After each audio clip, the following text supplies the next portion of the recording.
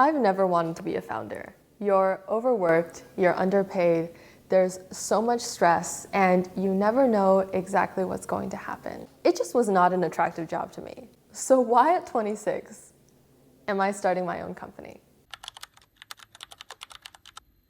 I have a great job, great friends. We can travel, eat good food, rest if we're tired. Life is good. I can't complain, but I also wonder if something bigger is out there.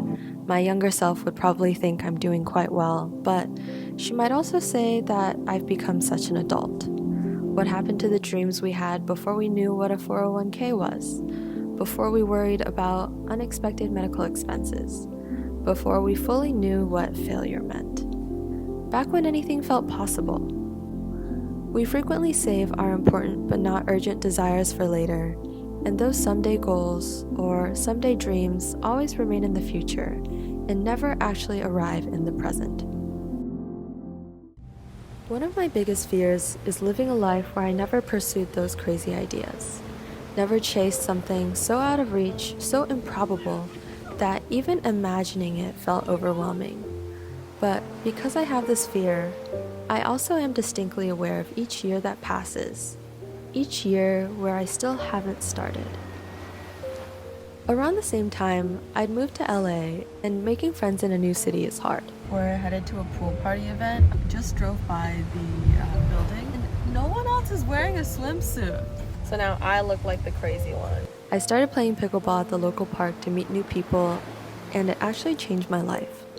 Pickleball is a sport where it's brought together so many different people, where I've seen the elderly play with children and students play with people who are working, and even able-bodied people play with people who are differently abled. I started this company not because I have to be a founder or I have to have my own thing, but because I found that working from home and working in tech, it was so easy to just live in my own bubble. And yes, I have friends and I have a social life, but it's easy to become engrossed in your own circles and forget that there is so much out there in the world that you haven't experienced, and pickleball really helped pull me out of that. My hope is that through this, more people can find connection with others that they normally wouldn't interact with and engage more with the world. So I hope you'll join me.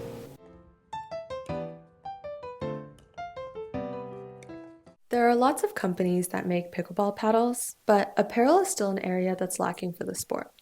It's the fastest growing sport in America, but there's no go-to pickleball apparel brand. If tennis is to Wilson, badminton is to Yonex, what is pickleball to?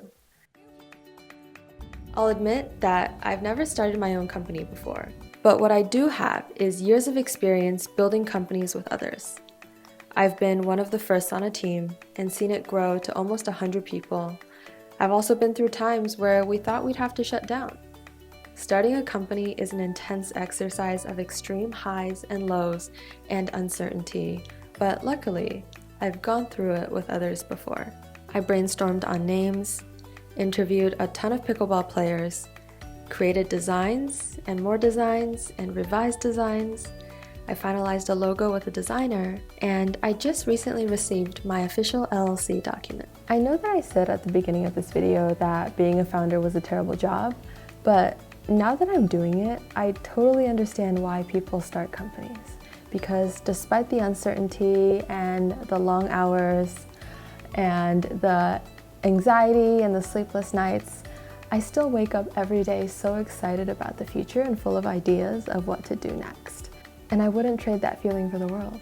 Most of the time, I feel like I'm moving super slowly and I'm just figuring things out as I go. But then you look back and see that none of this would have happened if I hadn't made it happen. And that's a crazy feeling.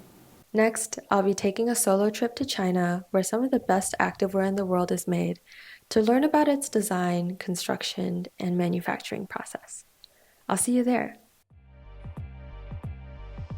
It is now 1:30 and I just finished editing and you just finished watching the video. So thank you so much for watching, and I hope you'll follow along the journey. Bye.